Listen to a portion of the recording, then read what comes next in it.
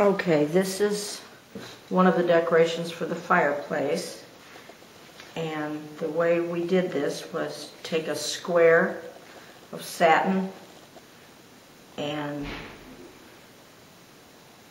you could do it on a sewing machine if you wanted, but just run it all around, gather it up around the edges, this.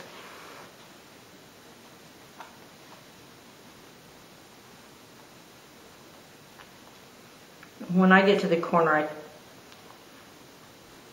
go around it like that to make it more circular, or you could cut it out in a circle. When you're all done, when you went around the whole thing, it ends up looking like this.